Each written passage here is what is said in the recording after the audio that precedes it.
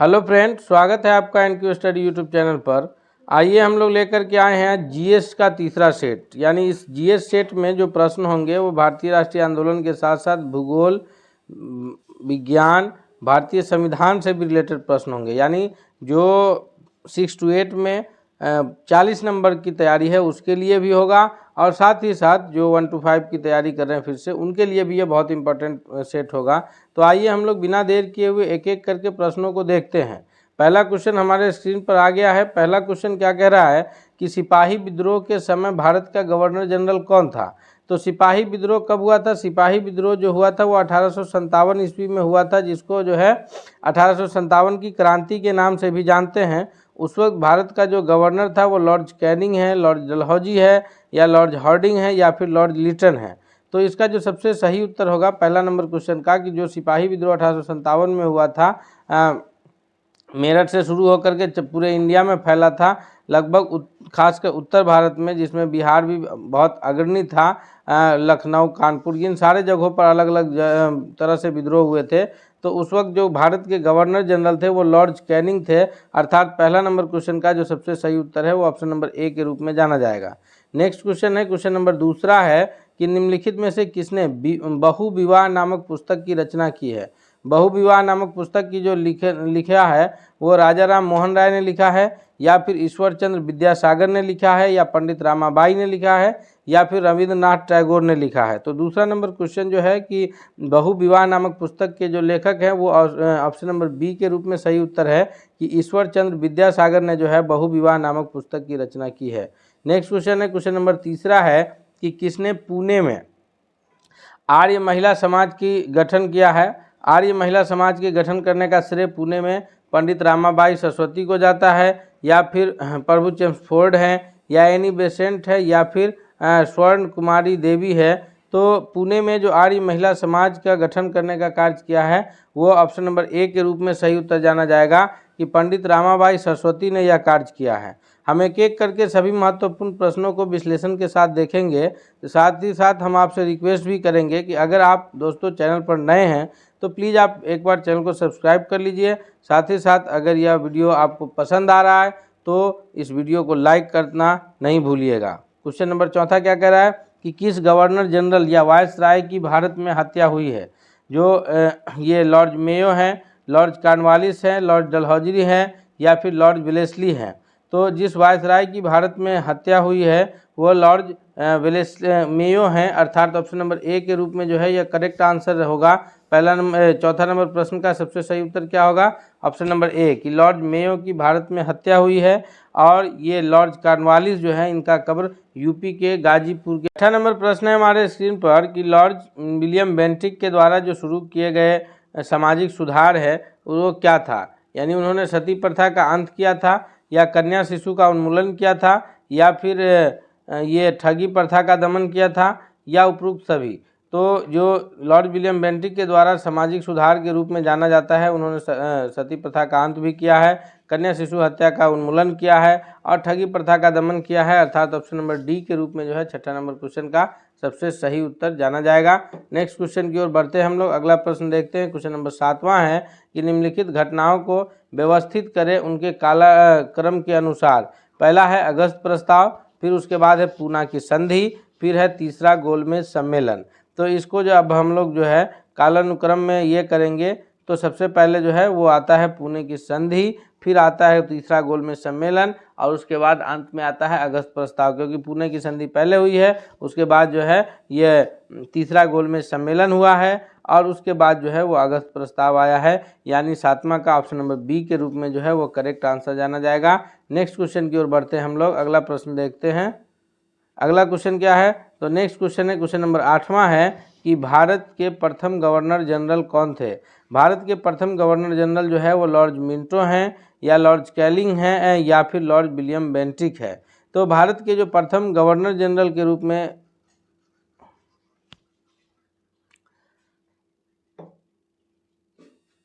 Sorry ये mistake से 5वां नंबर पहला है।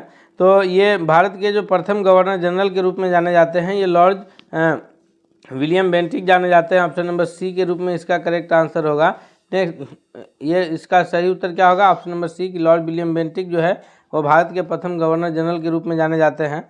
8वां नंबर प्रश्न है हमारे स्क्रीन पर कि हंटर आयोग 1882 का मुख्य उद्देश्य क्या था? हंटर आयोग 1882 का जो मुख्य उद्देश्य था वह प्राथमिक शिक्षा के प्रसार पर अधिक बल दिया गया था, या बाल विवाह की प्रथा बंद करवाना था, या फिर विधवा विवाह को करवाना था, या बाल मजदूरों से संबंधित था।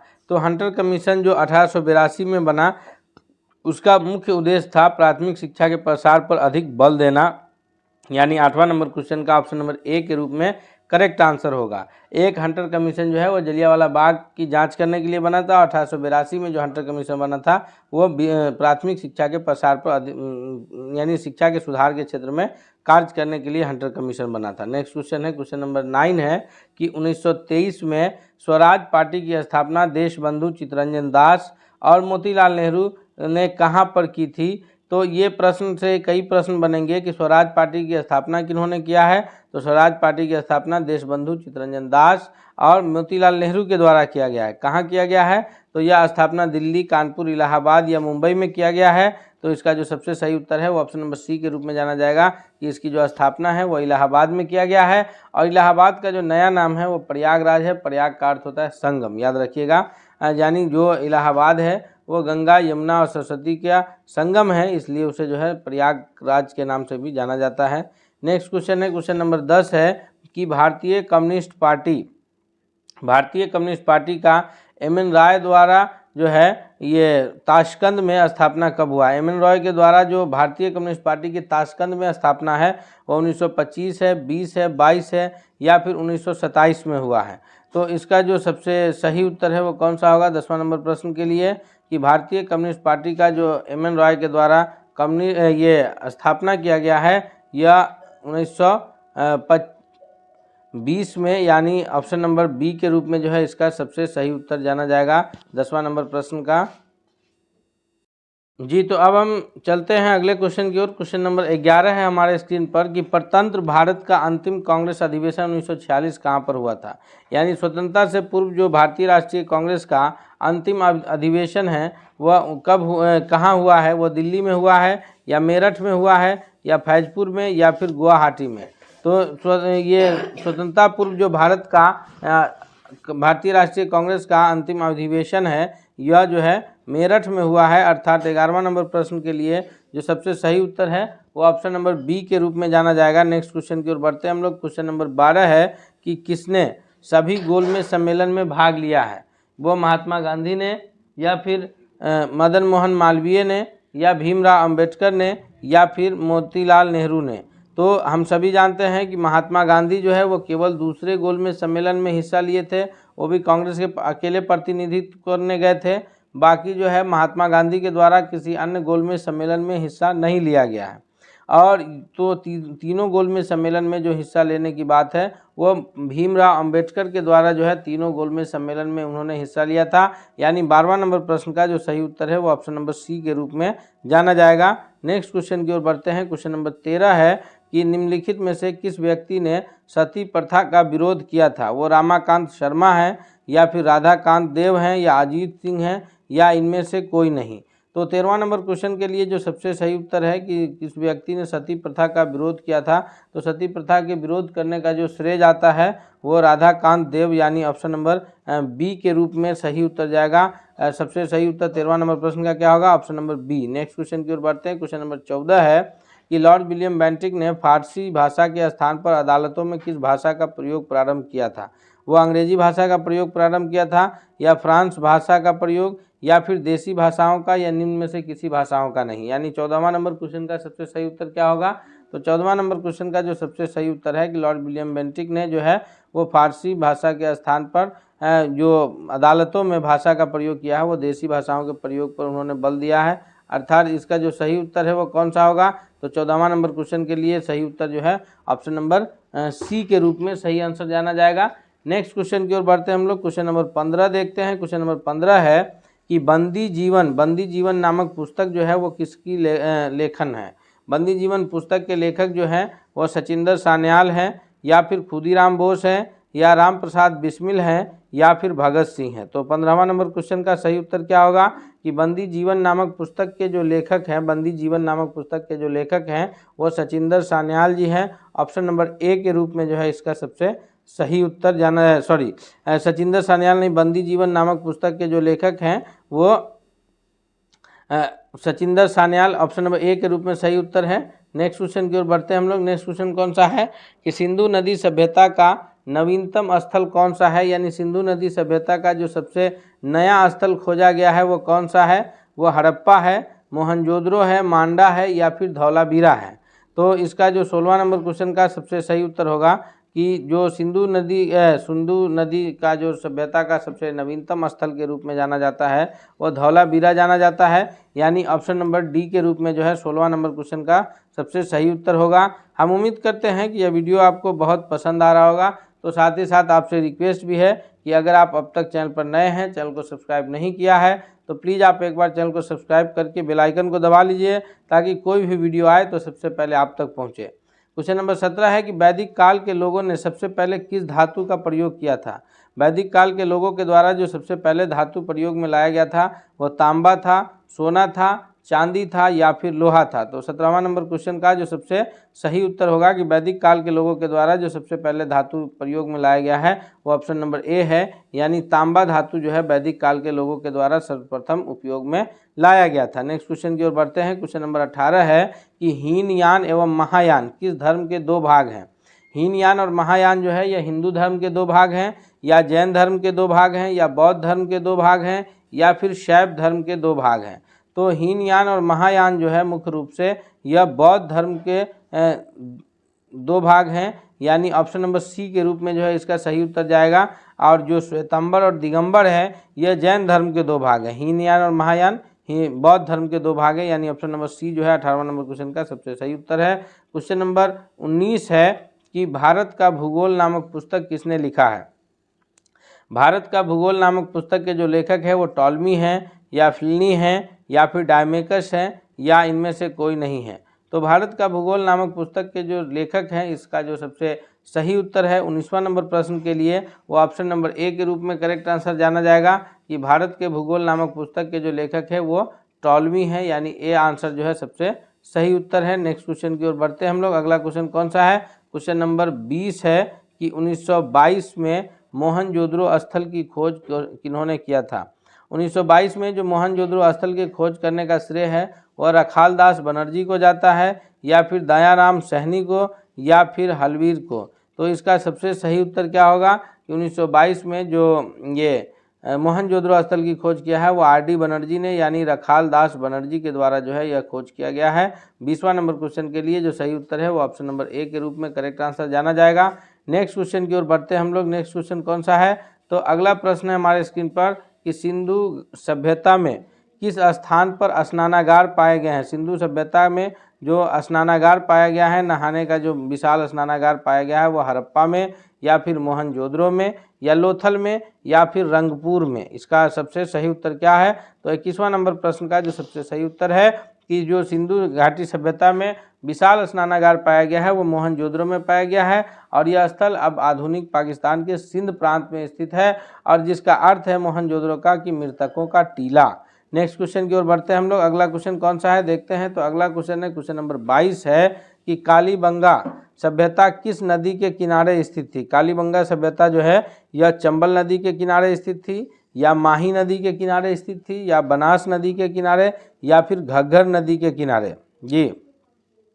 तो इसका 22वां नंबर क्वेश्चन का जो सबसे सही उत्तर है कालीबंगा, जिसका अर्थ होता है काले रंग की चूड़ी, और यह सभ्यता जो स्थित है यह घग्गर नदी के किनारे स्थित सभ्यता थी, यानी ऑप्शन नंबर डी के रूप में जो है 22वां नंबर क्वेश्चन का सबसे सही उत्तर क्या है कि कालीबंगन सभ्यता जो है यह घग्गर नदी के किनारे है। ऑप्शन नंबर डी जो है इसका सबसे सही आंसर है। नेक्स्ट क्वेश्चन है क्वेश्चन नंबर 23 है कि शिवाजी के मंत्रिमंडल को क्या कहा जाता था। शिवाजी के मंत्रिमंडल को मंत्रिपरिषद के नाम से जाना जाता था, या अष्टप्रधान कहते थे, या फिर मंत्रिमंडल कहा जाता था। इसका सबसे सही उत्तर 23वां नंबर प्रश्न के लिए क्या होगा, तो शिवाजी का जो मंत्रिमंडल था उसे ना ही मंत्रिपरिषद और ना ही मंत्रिमंडल, उसे अष्टप्रधान के नाम से जाना जाता था, यानी 23वां नंबर प्रश्न के लिए जो सबसे सही उत्तर है वो ऑप्शन नंबर बी इसका सबसे करेक्ट आंसर है। नेक्स्ट क्वेश्चन है, क्वेश्चन नंबर 24 है कि दक्षिण भारत में सूफीवाद को प्रसारित करने का काम जो है किन्होंने किया है। सूफीज़्म को जो है दक्षिण भारत में ले जाने का काम जो है वो बुल्हे शाह ने किया है, या बाबा फरीद खां ने किया है, या फिर बुरहानुद्दीन गरीब ने, या ख्वाजा अबू अब्बास चिश्ती ने किया है। इसका 24वां नंबर क्वेश्चन का जो सबसे सही उत्तर है कौन है, तो दक्षिण भारत में जो सूफीवाद को प्रसारित करने के लिए नाम जाना जाता है वह बुरहानुद्दीन गरीब का, यानी ऑप्शन नंबर सी के रूप में जो है 24वां नंबर क्वेश्चन का सही उत्तर क्या है कि बुरहानुद्दीन गरीब ने जो है दक्षिण भारत में सूफीज्म का प्रचार करने के लिए मुख्य रूप से जाने जाते हैं। नेक्स्ट क्वेश्चन है, क्वेश्चन नंबर 25 है कि कबीर दास ने किस प्रकार का प्रचार प्रसार किया है। उन्होंने धार्मिकता का किया है, या भक्ति मार्ग का किया है, वो सांप्रदायिक भेदभाव का है, सांप्रदायिक सद्भाव का किया है, या फिर इसमें से किसी का नहीं किया है। तो कबीर दास जो है जिन्होंने जिस प्रकार का प्रचार प्रसार किया है वो है सांप्रदायिक सद्भाव का, यानी सभी के लिए मिलजुल कर एक साथ रहने को लेकर के जो है उन्होंने सद्भाव का प्रचार करने का काम किया है।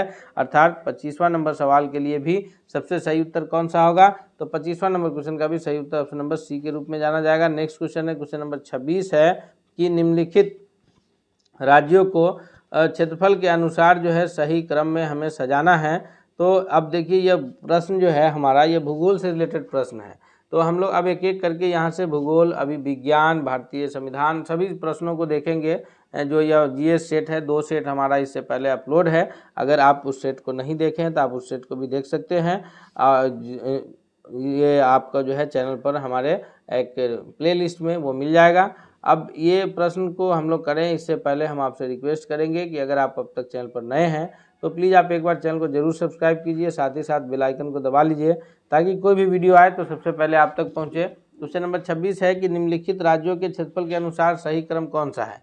तो भारत का जो सबसे बड़ा राज्य क्षेत्रफल की दृष्टि से है वो 1 नंबर पर राजस्थान है। 1 नंबर पर कौन सा राज्य है, राजस्थान है। इसमें जो ऑप्शंस दिए हमारे कि मध्य प्रदेश, उत्तर प्रदेश, राजस्थान और महाराष्ट्र में हमें जो है ये सजाना है, तो इसका जो सही उत्तर है वो कौन सा होगा, तो 1 नंबर पर राजस्थान आ जाएगा, दूसरे नंबर पर मध्य प्रदेश होगा, तीसरे नंबर पर महाराष्ट्र होगा, चौथे नंबर पर उत्तर प्रदेश होगा। अर्थात जो है 1, दूसरे पर मध्य प्रदेश। तो इस तरह से जो सही कूट बन रहा है वो कौन सा बन रहा है, तो जो सबसे सही कूट बन रहा है 26वां नंबर क्वेश्चन के लिए वो ऑप्शन नंबर सी के रूप में बन रहा है, यानी पहले राजस्थान, मध्य प्रदेश, फिर महाराष्ट्र और उत्तर प्रदेश। नेक्स्ट क्वेश्चन की ओर बढ़ते हैं हम लोग। नेक्स्ट क्वेश्चन कौन सा है कि मन्नार की खाड़ी किसके तट पर अवस्थित है। मन्नार की खाड़ी जो है वो तमिलनाडु के तट पर अवस्थित है, केरल के तट पर अवस्थित है, या कर्नाटक के। तो सही उत्तर है कि ऑप्शन नंबर 27 का ए, यानी तमिलनाडु के तट पर स्थित है। अब अगला क्वेश्चन की ओर चलते हैं हम लोग। नेक्स्ट क्वेश्चन कौन सा है, क्वेश्चन नंबर 28 है हमारे स्क्रीन पर कि भारत में कितने राज्य समुद्र तट रेखा में है। भारत के कितने राज्य जो है वो समुद्री तट रेखा से ये है, तो इसका करेक्ट आंसर 7 है, 8 है, 9 है, या फिर 10 है।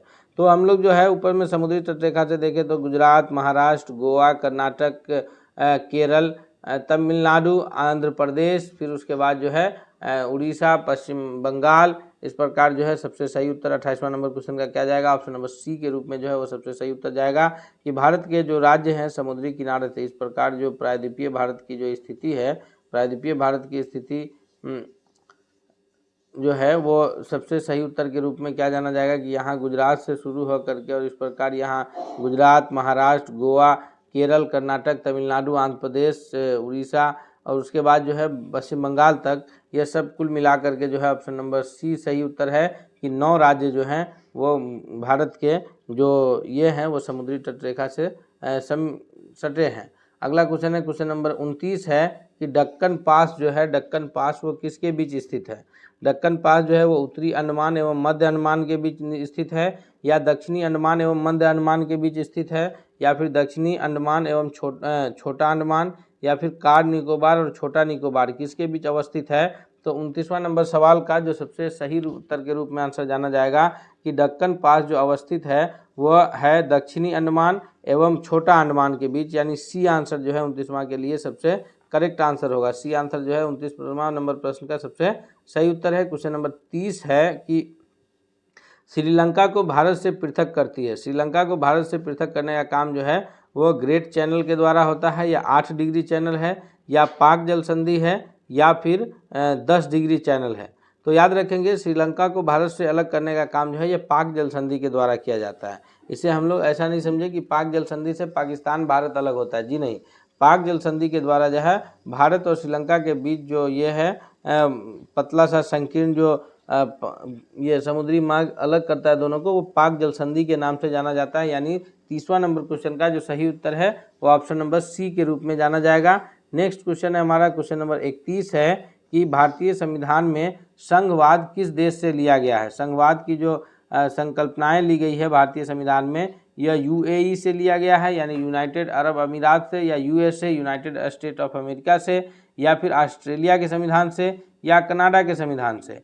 तो इसका जो 31वां नंबर क्वेश्चन का जो सही उत्तर है वो कौन सा होगा। 31वां नंबर क्वेश्चन का जो सही उत्तर होगा वो ऑप्शन नंबर डी के रूप में जाना जाएगा कि जो संघवाद ये लिया गया है यह कहाँ से, यह कनाडा से लिया गया है, यानी ऑप्शन नंबर डी के रूप में जो है 31वां नंबर क्वेश्चन जाना जाएगा। नेक्स्ट क्वेश्चन है क्वेश्चन नंबर 32 है कि भारतीय संविधान निर्माताओं ने कौन सा लक्षण अमेरिका के संविधान से ग्रहण किया है। वह न्यायिक समीक्षा की बात है, या मौलिक अधिकार की बात है, या सर्वोच्च न्यायालय के न्यायाधीशों को पद से हटाने की विधि है। जैसे सर्वोच्च न्यायालय के न्यायाधीशों को पद से हटाने के लिए जो है संसद के सदन में ये महाभियोग की प्रक्रिया लाई जाती है। तो इसका जो सही उत्तर है 32वां नंबर क्वेश्चन का ऑप्शन नंबर डी के रूप में जाना जाएगा कि ये जो सारे हैं, न्यायिक समीक्षा हो, मौलिक अधिकार हो, सर्वोच्च न्यायालय के न्यायाधीशों को पद से हटाने की विधि हो, ये सभी जो है यह अमेरिका के संविधान से लिया गया है। अगले क्वेश्चन की ओर बढ़ते हैं, क्वेश्चन नंबर 33 देखते हैं। क्वेश्चन नंबर 33 क्या कहता है कि भारतीय संविधान द्वारा गठित करने का आधार क्या था। भारतीय संविधान के गठित करने का जो आधार है ये भारतीय राष्ट्रीय कांग्रेस का प्रस्ताव था।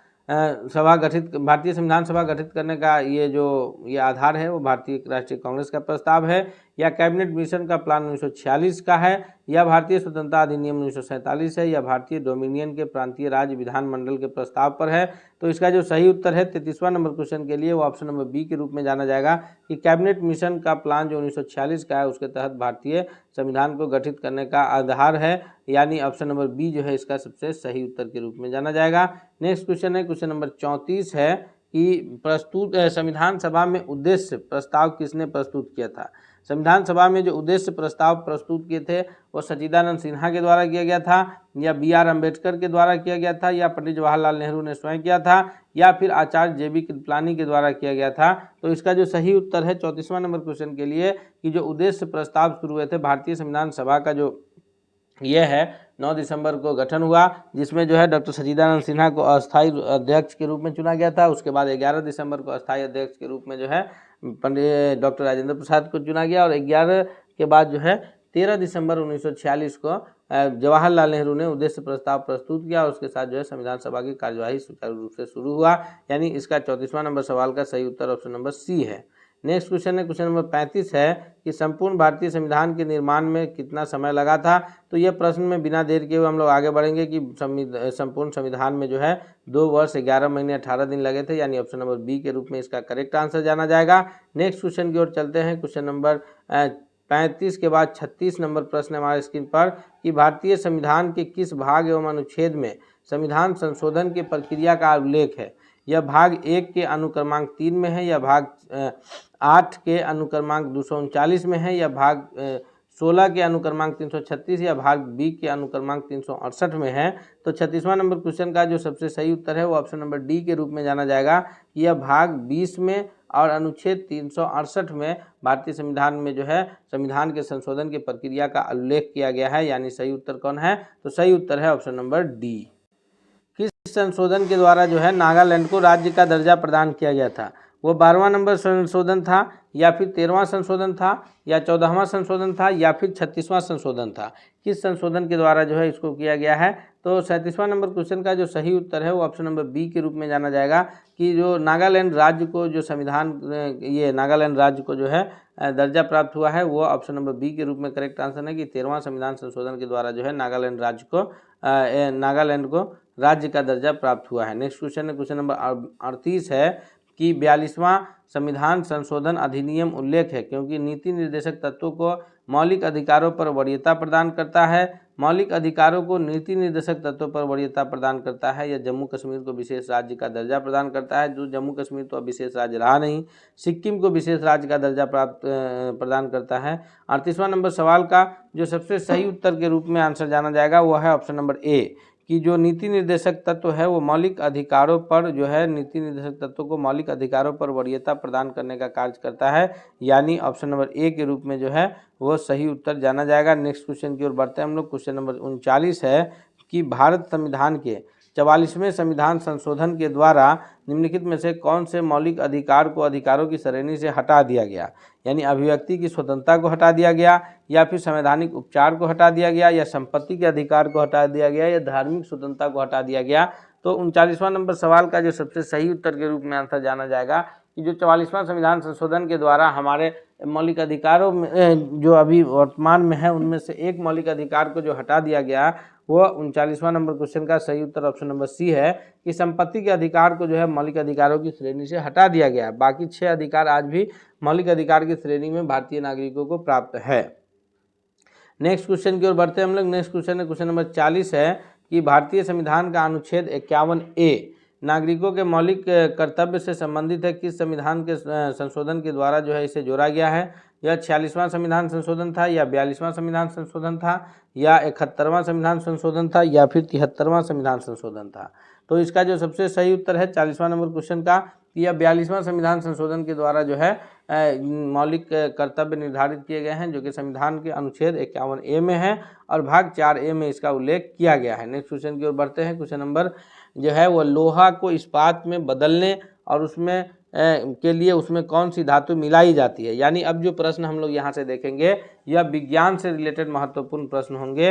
अतः हम आपसे रिक्वेस्ट करते हैं कि हम लोग एक एक करके अब विज्ञान से रिलेटेड प्रश्नों को देखेंगे। तो इससे पहले आप अगर अब तक चैनल पर नए हैं तो प्लीज़ आप एक बार चैनल को सब्सक्राइब करके बेल आइकन को दबा लीजिए, ताकि कोई भी वीडियो आए तो सबसे पहले आप तक पहुँचे। और साथ ही साथ दोस्तों, अगर आप वीडियो को अब तक लाइक नहीं किया है तो वीडियो को प्लीज़ लाइक कीजिए और दोस्तों के बीच शेयर कीजिए, ताकि सभी लोग का जो है बेहतर तैयारी हो सके।